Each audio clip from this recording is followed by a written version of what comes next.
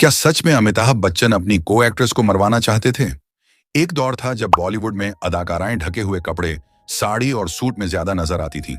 इसी दौरान फिल्मी जगत में एंट्री होती है एक ऐसी अदाकारा की जो एक अलग ही मॉडर्न आउटलुक लेकर आई और मॉडर्न कपड़े पहनने में भी उन्हें कोई आपत्ति नहीं थी। जी हां, हम बात कर रहे हैं परवीन बाबी की, जो कि 70 के दशक की बेहद स्टाइलिश और खूबसूरत अदाकारा मानी जाती थी।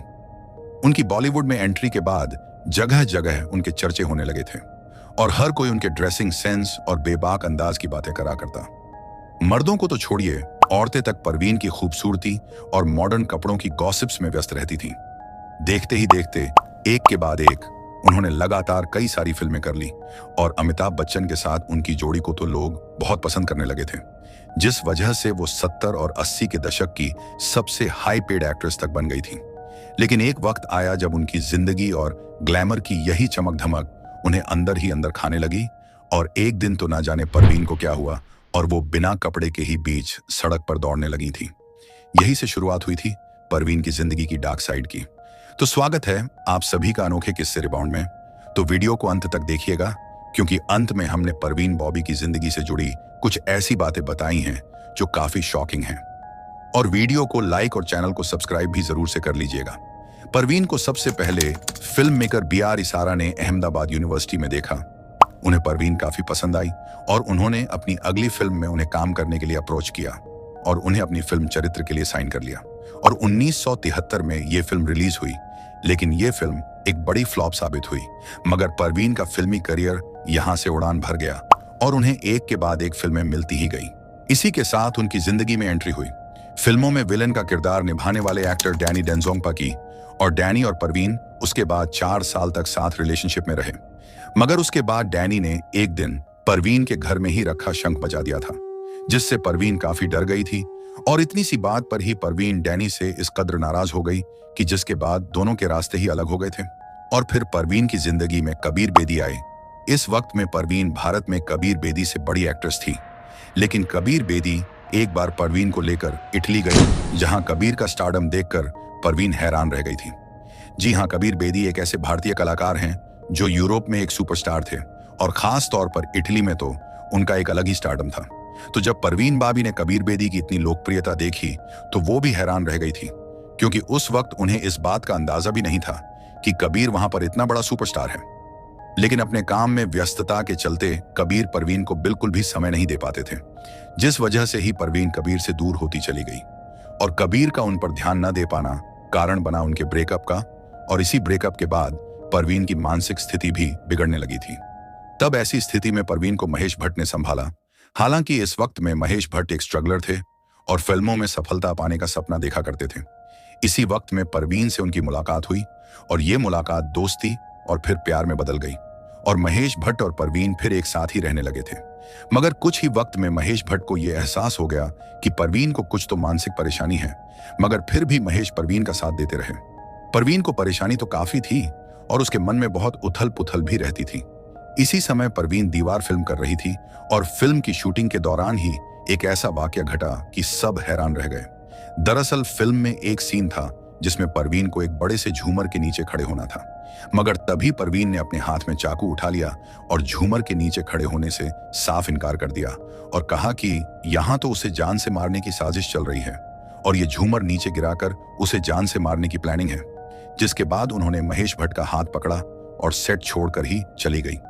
लेकिन उसके कुछ वक्त बाद ही परवीन के को एक्टर अमिताभ बच्चन के साथ परवीन बाबी का नाम उछलने लगा और दोनों के बीच नजदीकियां बढ़ने लगी। तब महेश भट्ट बैकफुट पर आ गए और एक दिन उन्होंने फैसला किया कि वो अब परवीन के साथ और नहीं रहेंगे और वो अपना बैग और सामान पैक करके परवीन को छोड़कर टैक्सी से जाने लगे।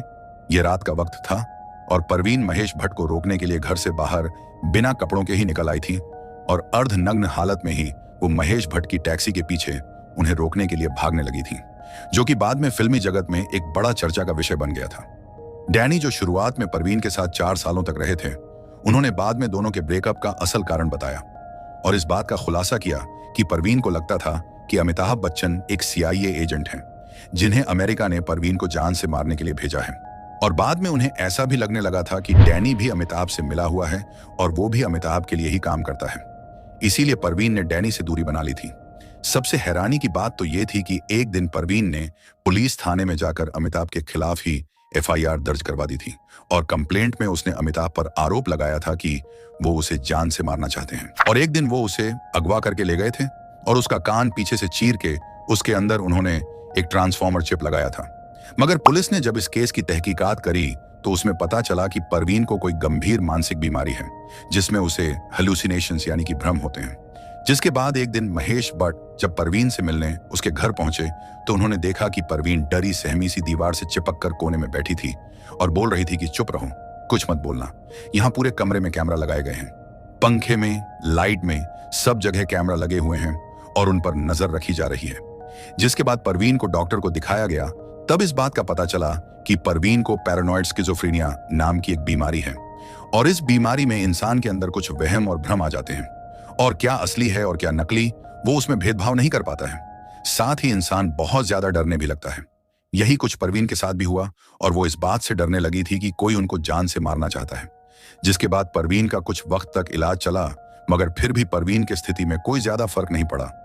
तब परवीन भारत छोड़कर अमेरिका चली गई, लेकिन अमेरिका में भी उन्हें एयरपोर्ट पर संदिग्ध समझकर पकड़ लिया गया और कई दिनों तक परवीन से वहां पूछताछ करी गई और उन्हें हिरासत में रखा गया। मगर फिर इंडियन एम्बेसी ने इस मामले में हस्तक्षेप कर परवीन को वहां से छुड़वाया था। जिसके बाद परवीन अमेरिका में ही रहने लगी थी जहां वो अपने गुरु यूजी कृष्णमूर्ति के निर्देशन में रही और अध्यात्म में चली गई। लेकिन कुछ साल वहां रहने के बाद वो वापस भारत लौट आई और खुद को उन्होंने घर के एक कमरे में बंद कर लिया। जिसके बाद उन्होंने पूरी तरह से घर से निकलना ही छोड़ दिया था। यहां तक कि दूध, अखबार और ग्रोसरी भी वो घर पर ही मंगवा लिया करती थी और डिलीवरी बॉय को भी ये निर्देश थे कि सब सामान वो मेन डोर के बाहर ही रख जाए। लेकिन बाद में उनका ये डर इस कद्र बढ़ गया था कि मार्केट से आने वाले सामान में भी उन्हें डर लगने लगा था कि उसमें भी कहीं जहर तो नहीं मिलाया गया है। जिसके बाद उन्होंने खाना पीना तक छोड़ दिया था। और फिर साल 2005 में एक दिन जब उनके घर के बाहर अखबारों का ढेर जमा हो गया और दूध के पैकेट भी पड़े पड़े सड़ने लगे, तब उनके घर का दरवाजा तोड़ा गया और अंदर जाकर जब देखा गया तो परवीन का मृत शरीर वहां बेड पर पड़ा मिला। परवीन के पैरों में बहुत सूजन थी और पैरों में उन्हें डायबिटीज के कारण गैंग्रीन तक हो गया था, जिसका संक्रमण उनके पूरे शरीर में फैल गया था, जिस वजह से उनके मल्टीपल ऑर्गन फेलियर के चलते मौत हो गई थी। कहा जाता है कि परवीन के जिंदा रहते कभी किसी ने उसकी परवाह नहीं करी, लेकिन उनकी मौत के बाद उनकी संपत्ति के कई हकदार सामने आ गए थे। सिर्फ परवीन की अकेली मां ही थी जिन्होंने अंत तक उसका साथ दिया। लेकिन साल 2001 में उनकी मौत के बाद परवीन बिल्कुल अकेली हो गई थी और रही सही कसर उनकी दिमागी स्थिति ने पूरी कर दी थी। उनकी मौत के बाद उनकी अंतिम समय में डैनी कबीर बेदी और महेश भट्ट तीनों मौजूद थे और तीनों परवीन से सहानुभूति रखते थे। वो बताते हैं कि परवीन एक बेहद होशियार और समझदार एक्ट्रेस थी और परवीन ने इस बात का कभी किसी को पता भी नहीं चलने दिया कि उनका मन उन्हें अंदर से कितना विचलित रखता है। और दुनिया को भी ये सब तभी पता चला जब उनसे खुद अपना मन और विचार संभालना मुश्किल हो गया था। तो ये थी परवीन बाबी की जिंदगी की वो कहानी जो बेहद दर्दनाक थी और जो सब उनके साथ घटा ऐसा किसी के साथ नहीं घटना चाहिए।